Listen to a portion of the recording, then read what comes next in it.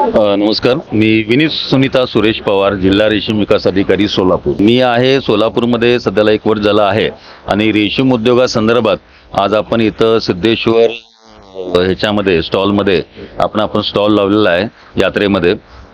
यात्रेच्या स्टॉलला तुम्ही जर बघाल तर खूप चांगला रिस्पॉन्स मिळालेला आहे।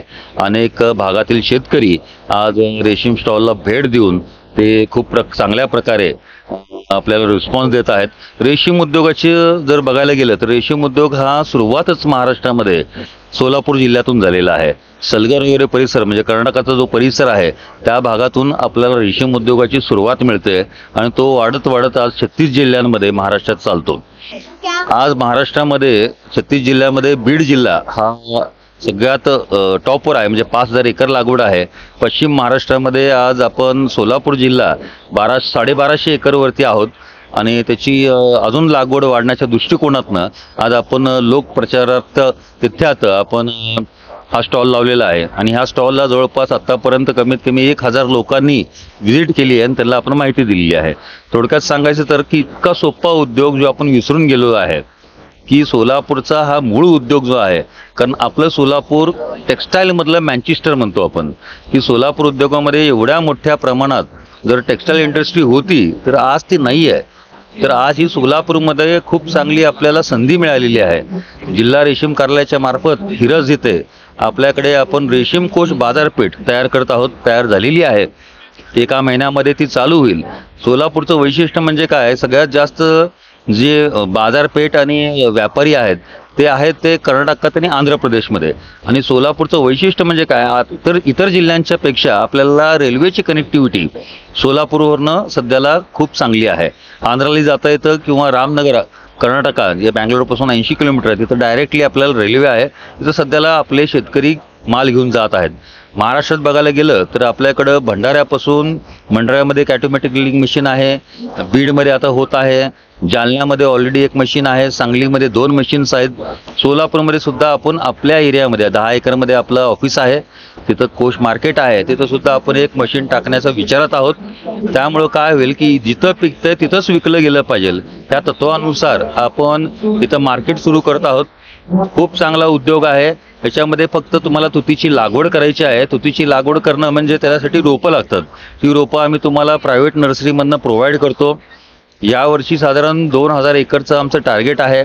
1 एकरला साधारण 5-3-2 पद्धतीमध्ये 6000 रोपं लागतात। 6000 रोपांचा 3 रुपये प्रमाणे 18000 रुपये खर्च येतो, ते सुद्धा आम्ही तुम्हाला सबसिडीच्या मार्फत परत करतो। लहान अळी जे आपण अंडीपुंज आधी प्रोव्हाइड करायचो त्याऐवजी आता आपण लहान अळी म्हणजे चौकी सेंटरच्या माध्यमातनं आपण अशा 10 दिवस सांभाळलेल्या अळ्या आपण डायरेक्टली शेतकऱ्याला देतोय। लाईफ सायकल याची 1 महिन्याची आहे, पण 10 दिवस सांभाळायला अळ्या ह्या 3000 रुपयाला 50,000 मिळतात। 3000 रुपयाला 50,000 अळ्या तुम्हाला मिळत आहेत। तर साधारण तुम्ही 1 एकर लागवड केली असेल तर तुम्हाला शेड बांधायचा आहे, साधारण 50 बाय 20 चा तुम्हाला शेड बांधायचा आहे, 1000 स्क्वेअर फूटचा। 1000 स्क्वेअर फूटच्या शेडमध्ये तुम्ही साधारण 200 अंडीपुंज म्हणजे 2 लाख अळ्या तुम्ही त्याचा सांभाळ करू शकताय आणि त्या 2 लाख अळ्यातून कमीत कमी 100 किलो जरी, आता आपल्याकडे सोलापूर जिल्ह्यामध्ये क्लायमॅटिक कंडिशन्स एवढ्या चांगल्या आहेत की त्याच्यामध्ये 200ला 200 किलो काढणारे आपल्याकडे शेतकरी आहेत। सर्वात जास्त आपल्याकडे लागवड जी आहे ती माळशिरस, त्यानंतर पंढरपूर, त्यानंतर अक्कलकोट, मोहोळ अशा पद्धतीने आपल्याला सगळ्यात जास्त 1250 एकरची लागवड विखरलेली आहे। यावर्षी आम्ही जास्तीत जास्त प्रयत्न करू की ही विखरलेली लागवड आपण गट शेतीमध्ये कशी परिवर्तित करता येईल।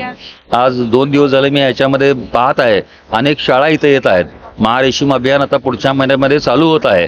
महारेशीम अभियान 1 महिन्याचं आहे, त्याच्यामध्ये आम्ही प्रत्येक गावामध्ये जाण्याचा प्रयत्न करत आहोत आणि प्रत्येक गावामध्ये कमीत कमी 10 एकर शेतकरी तयार करण्याचा आमचा यावर्षीचा हे आहे, ज्याच्याकडून आपण 2000 ते 5000 एकरपर्यंत आपण हा रेशीम उद्योग करू शकतो। महिन्याला पगार मिळण्यासारखा हा उद्योग आहे। त्याच्यामध्ये तुम्हाला मनरेगाच्या अंतर्गत 4,18,815 रुपये सबसिडी मिळते 1 एकरासाठी। दुसरी स्कीम आहे सिल्क समग्र 2 म्हणून, त्याच्यामध्ये सुद्धा तुम्हाला मनरेगामध्ये 1 एकरपर्यंत लिमिटेशन आहे, पण सिल्क समग्रमध्ये तुम्हाला 2 एकरपर्यंत करता येतं।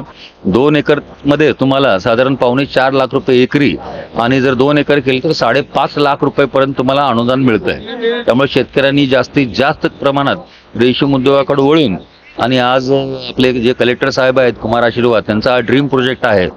त्यामुळं त्यांनी सुद्धा प्रत्येक कृषी खात्याशी आणि सीओ आपले BDOंशी संपर्क साधून जास्तीत जास्त प्रमाणात रेशीम उद्योगाची वाढ कशी होईल याच्याकडे आपण बघूया.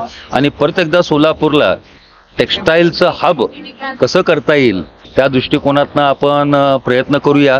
कुशल कामगारांची आपल्याकडे कमतरता नाही आहे, कारण कपडा हा आपल्या जर भागात पश्चिम ह्याच्यामध्ये गेलात पूर्व भागामध्ये तर प्रत्येक ठिकाणी एक लूम आहे आणि आपल्याला फक्त त्यांना हा धागा तयार करून द्यायचा आहे, रॉ मटेरियल तयार करून द्यायचं आहे. त्यामुळं भविष्य काळामध्ये मी बघतोय की सोलापूरमध्ये फक्त महाराष्ट्रामध्ये पैठणी येवलाच आपण बघतोय, तर उद्या सोलापूरमध्ये सोलापूरचं सिद्धरामेश्वर ब्रँड हे तयार होईल एवढीच इच्छा व्यक्त करतो. धन्यवाद.